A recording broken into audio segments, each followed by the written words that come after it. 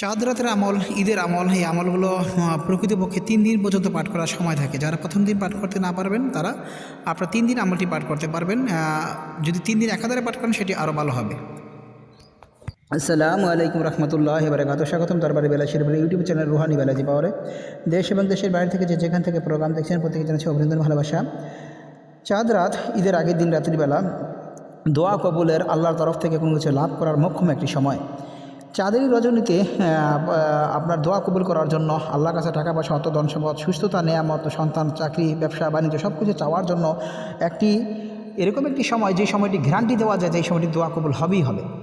আকাশে যখন আসমানে চাঁদ পেয়ে চাঁদকে দেখে সাথে সাথে মানুষ যেমন খুশি প্রকাশ করে, এমন মহান আল্লাহ তাআলা মানুষের জীবনে খুশি ঢেলে দেন যদি কোনো ব্যক্তি চাঁদ দেখে চাঁদের আমলগুলো পাঠ করে থাকে, তো চাঁদের দোয়া, চাঁদের অজিফা পাঠ করে। চাঁদের অজিফার দিকে যাওয়ার আগে বলবো, চ্যানেলটিতে যারা নতুন আছেন অবশ্যই ভিডিওটি আপনারা দেখে লাইক করে দিবেন এবং ভিডিওটি শেয়ার করবেন বিভিন্ন সোশ্যাল মিডিয়াতে, আপনার হোয়াটসঅ্যাপ, ইমোতে, ফেসবুকে। নতুন যারা আছেন অবশ্যই চ্যানেলটি সাবস্ক্রাইব করে নেবেন, পাশে থাকা বেল বাটনটি বাজিয়ে দিবেন। আর কমেন্ট বক্সে আজাদের জন্য ইয়া আল্লাহ, ইয়া মোহাম্মদ, সুবহানাল্লাহ, আলহামদুলিল্লাহ, আল্লাহু আকবার, লা ইলাহা ইল্লাল্লাহ, ইনশাআল্লাহ, মাশাআল্লাহ, আমিন জাতীয় তাসবিহগুলো লিখে দিবেন।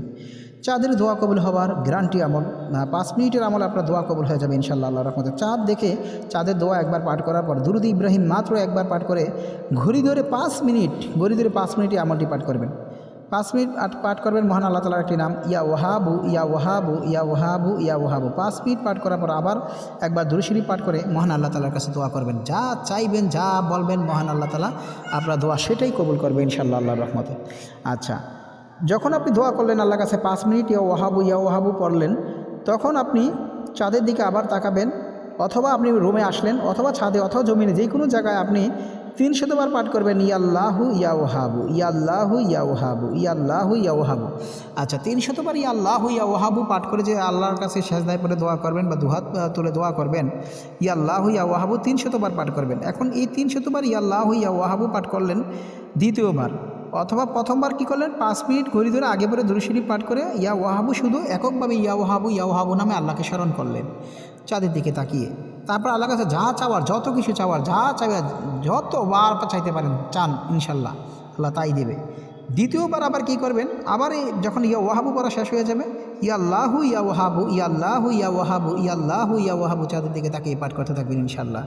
তবে এই আমলটি সেজদারত অবস্থায় পাঠ করলে দোয়া কবুলের গ্যারান্টি বিভিন্ন রেওয়াতে আছে যে যদি এই আমলটিকে সেজদায় গিয়ে 300 বার পাঠ করে ইয়া আল্লাহু ইয়া ওয়াহাবু, ইয়া আল্লাহু ইয়া ওয়াহাবু, আকাশে চাঁদ উঠলে, নতুন চাঁদ দেখে বা ঈদের চাঁদ যদি হয় তাতে কোনো কথাই নেই ইনশাআল্লাহ আল্লাহর রহমতে তার জীবনে ঈদের পর ঈদ লেগে যাবে। ঈদ যাবে মানুষের জীবন থেকে, তার জীবন থেকে ঈদ যাবে না, এরকমভাবে সে যা। কারণ একটা মানুষ যদি আল্লাহর কাছে দোয়া করে আসে, দোয়া অনুযায়ী যদি আল্লাহ তার প্রতিফল দিয়ে থাকে, তাহলে তার তো সারা বছরই ঈদ ইনশাআল্লাহ আল্লাহর রহমতে।